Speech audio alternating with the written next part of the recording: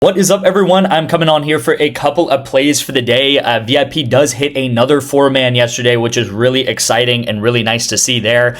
We hit an 8.5x, and now that means every day since Friday. So Friday, Saturday, Sunday, Monday, we have hit an 8.5x, and some of those days we've actually hit multiple of them, okay? So this is pretty much how the weekend went. I meant to erase a lot of this stuff, but you'll see we pretty much hit like 6 or 7 over the weekend and then cashed another one yesterday. So really nice to see. I always talk about it, but these 4-man entries are really massive for the VIP. They're really, really important and big for us because this entry right here, we go up 7.5 units because of it. And you'll see we actually missed a lot of entries yesterday. Like all in all, if you zoom out, we didn't hit that many entries, but this one entry carried us and made it a profitable day. Okay, and this is very important to understand, especially if you're in the VIP or want to be in the VIP. You have to think differently. You have to be able to take losses because these wins really, really, absolutely wipe out a lot of these losses. So you'll see 1, 2, 3, 4, 5 losses right here. That means we go down 5 units because we play a unit per entry. So we go down 5 units and 5 losses, but this one win brings us up 7.5 units. So we go up 2.5 units on the day, and that's not even also considering that we actually had a better entry that also hit, and that's going to be counted in the graph. But just looking at the straight up PrizePicks entries, guys, we go up because of this 4-man entry that hit for us at about noon or 1 p.m. yesterday, okay? So if you guys don't know, we're very profitable on this channel. We have gone up 115 units so far this summer. So since May 1st to now, today's date, I just updated this like 5 minutes ago. We're up 115 units, which means you would be up more than $1,000 this summer if you tailed all of my entries. We are up actually 230 units in 2025. So you guys see it up here. It should be about 230 now. So that's really nice to see in 2025. And then last year went up 600 units, again, using this exact same strategy, which is called correlation, which I'll be getting into this video and talk about pretty much every day. This time last year, guys, if you go to this exact date last year, we're actually up about like 270, 280 units. And now we're up 230 units at this exact time this year, right? Obviously this time this year. And, we're well on track to a 500, 600 unit year once again, because I always talk about these NFL and college football seasons. I mean, this is where we make 400 units plus of our money, right? These are these huge seasons where we have big weekends. We went up about 25 units this weekend if you count Friday through Sunday. And again, we had, another day where we go up because of these 4-mans here. So before I really get into the video and dig deep here, I do want to tell you guys about Onyx odds, guys. I'm going to push Onyx odds very, very hard these next couple of weeks because they are doing the most insane promo I have ever seen any app or web betting app do ever, okay? I've been doing this for quite a while, and this is an absolutely insane promo, okay? They are giving away $100. All you have to do is spend $10 on their app, okay? It is super, super free money. If you don't do this, promo, you just straight up do not like money. A lot of you guys have $100, $200 in your PrizePicks account and are betting, entries, betting $1, $2 entries, and that's fine, right? You're building up your bankroll slowly. This can double your bankroll overnight. Not even overnight, you can do it in 5 minutes, okay? All you have to do is sign up for Onyx odds. You can text me the word Onyx. I'm also going to have a play in today's video for Onyx odds. That's going to be in the pinned comment. So what Onyx odds did is they actually attached my code to that play, okay? So if you want to tail the play in today's video, it's going to be in this Commanders-Packers game. You can click that link down below in the pinned comment. That's going to take you to Onyx odds. You can sign up for Onyx odds using my code, put $10 on the play that I'll have in today's video, and then text me the word Onyx, or just text me screenshots of proof that you guys signed up with my code and use the play or whatever it is. My number is right here, guys, and I will get you 1 free month of the VIP, okay? So again, I want to reiterate, this is a free $100 in free picks that you'll get in Onyx odds with just $10, okay? So you put $10 into Onyx odds, you put it on the play that I have. So again, that could hit and that'll be great for us, but you'll get $100 free. They're handing you a $100 bill on Onyx odds. Again, I cannot reiterate enough. I don't know how long they're going to be doing this. Okay, maybe they take this away next week. Maybe they take this away tomorrow. Maybe they're going to do it throughout the season. I don't know. So get on this while you can. Okay, don't wait around and stuff like that. I will also say if you have any friends, family members that want a free $100 and are into sports betting and stuff like that, then also, let them know. Be like, hey man, I have a guy that has a code that will get you a free $100 on Onyx odds. I will also say this is not some like, thing where I'm taking advantage of them. Also, like, I talked to their founder multiple times last week, and he's really, really excited to get a lot of you guys onto Onyx odds, and he wants to really shake up the sports betting industry. So I really appreciate that. Like, I really respect that, because I feel like the sports betting industry for the past couple of years has been really stagnant. I feel like PrizePicks has been at the top, and I'm not even really that big of a fan of PrizePicks because they do a lot of shady stuff. So again, if you're in one of these purple states here, and you don't have Onyx odds, which is probably like 99% of you guys don't have Onyx odds, and then like 90% of you guys are in one of these purple states, then sign up for Onyx odds. Again, that's going to be linked in the description to get my code. If you have any questions, or like, I don't know, I'm confused, what are we going to do? How does this even work? Just text me the word Onyx to my number right here. I'll respond to you guys. I'll answer any questions. I'm here to help you guys, and I'm here to get you into the VIP for a month. Okay. So this will be a month free of the VIP for doing that for me. And again, let's get into the actual play of the day here. We have two plays today. Okay, we have a play on Onyx, which I just talked about, Onyx odds, and then we have a play on PrizePicks for Taco Tuesday. Okay, so Onyx odds right here. Washington Commanders spread at 3.5, so plus 3.5. So Washington Commanders have to be within 3.5 points of the Packers. I honestly think this is a pretty. Oh, by the way, I forgot to add that we actually hit Vikings money line yesterday. So yesterday's video, I took Vikings money line on Onyx odds, and that did hit. Right, it was an amazing game, great to hit there. So yeah, let's try to run it back again with Onyx odds and try to build up our bankroll on this app. Commander spread, I think this is pretty self-explanatory, honestly. I think this is a pretty even game. Packers Commanders, I don't know why the Commanders are or why the Packers are 3.5 favorites. Packers look good. Commanders also look good.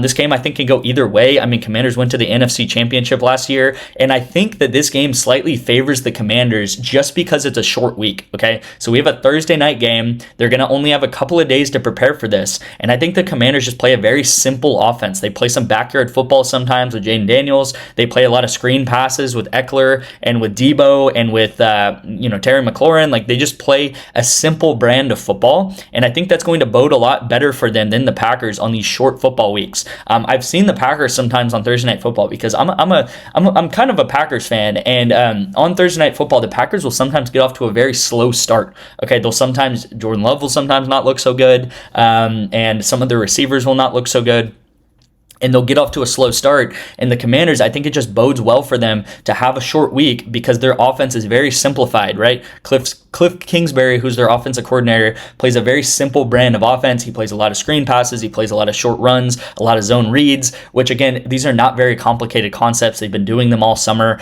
and they're just going to play their brand of football, and I think they're going to be more ready than the Packers are on a Thursday night game on a short week. Okay, so if this game was on Sunday, I would maybe think a little bit differently about this, but I think short week, this game does slightly favor Commanders, and that's why I'm taking the spread. You can also take the money line if you want to be a little bit more aggressive, which pretty much just means Commanders are winning. Let's go ahead and get into the second play then too. I don't think I have anything else to go over. I mean, the only thing that I wanted to say here is Aaron Jones, man, he got 3 receptions and only 3 receiving targets, which was the first time he has done this in the past 15 games where he actually goes under his receiving targets and over his receptions, which is pretty heartbreaking. And it's actually the second time this week we've pretty much had that happen. We had that happen with Ladd McConkey also. So it sucks. Aaron Jones also had a target where it got called because of pass interference. So he had a ball thrown to him, but it was called pass interference, so he doesn't get the target for it. So man, this was very, very close. DeAndre Swift does go way over his his rushing attempts. You'll see this entry right here, very close. And then this one right here, you'll see we have Bears and Vikings.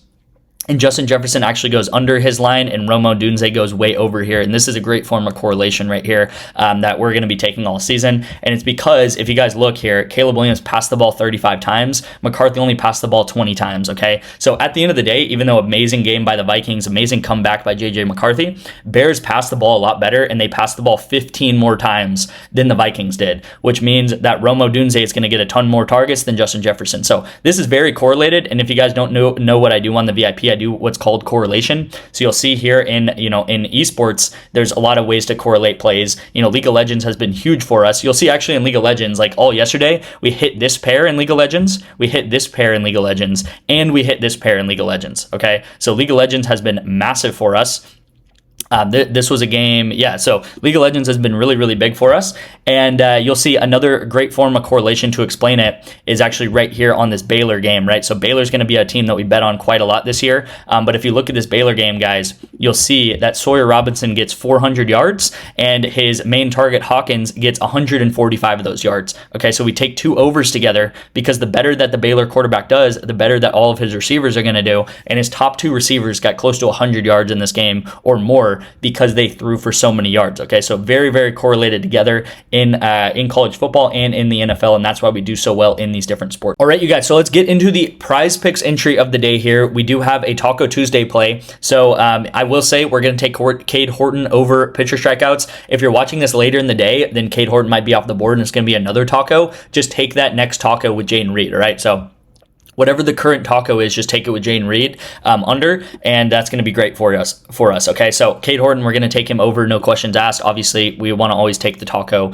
over when that does come out. And then Jaden Reed, we're going to take him under 3.5 receptions in this game, and I'm going to get into why I like him here. So I've been going back and forth whether I like Jaden Reed or Romeo Doubs under receptions. Okay, so I just talked about I think the Packers are going to struggle a little bit, and I just think Jaden Reed under 3.5 receptions is really, really, really good value, okay? So if we look over his past 10 games, he's only gone over this in 2 of his past 10 games, and what I really like about this play, right? So Romeo Doubs under receptions also a really good play. You'll see this too, but you'll see really why I like Jaden Reed over Romeo Doubs is receiving targets, okay? I'm a big receiving target person. I think receiving targets, if you can find the receiving targets, you can find how these players incorporate in this offense, right? Because if you think about it, if a player had 12 receiving targets, but only like 3 receptions, that means that he was like a huge part of the offense. He just didn't get the ball to him. Like he didn't catch the ball, or, you know, the ball was overthrown or something like that. So I think receiving targets are more consistent than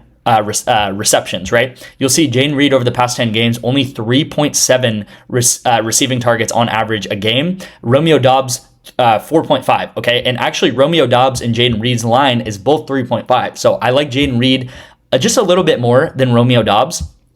I'll also say, if you guys look at the snap count of last game, you have Jaden Reed at 19 snaps. Okay, so you'll see 16 at slot receiver, 3 at normal receiver. So that's 16. That's 19 snaps that he got last week, right? In week 1. Romeo Doubs got 32. Okay, so Jaden Reed actually played less snaps than Matthew Golden, who's a rookie, right? Matthew Golden got 16 up here and then 5 over here, which is 21. So Jaden Reed only got 19 of them. So he actually got less than Matthew Golden. He got less than Romeo Doubs, and he actually got he got the same as Wicks. Okay, so he got not many receiving targets, and it's because he's on the injury report. Okay, so he's on the injury report with an ankle sprain, I think it is. Ankle, foot sprain, whatever it is. He was on this before week 1. Okay, so week 1 he had a foot sprain. Again, it's a short week. He's not going to have that much time to recover. He's going to be injured once again, and we saw him have a limited snap count because of his foot injury and because this is just a straight up crowded room now, guys. If you look at his last 10 games, 9 out of 10 of these games, right, except this game here, which he still goes under, these games right here, they didn't even have Matthew Golden yet, who Matthew Golden, if you don't know, is the rookie on this team. He's the first round draft pick on this team. So Matthew Golden's now on this team. You have Jaden Reed on this team. You have Wicks on this team, and you have Romeo Doubs on this team, all demanding targets, and that's not even considering Josh Jacobs also kind of demanding targets, and Tucker Kraft, and even Luke Musgrave's demanding targets. So like all of these guys that you see here, like all of these guys, they're all demanding targets, and Jaden Reed is just another kind of pawn in that scheme there. So again, I think the Packers are decent at passing. I think the Packers are also pretty good at running, but Jaden Reed just is not that big of a part of this offense to get 4 receptions in this game, I think, okay? I will also say if we do find the Packers winning in this game, they're going to run the ball a ton, okay? They're going to be able to run the ball a ton. If we look at Josh Jacobs,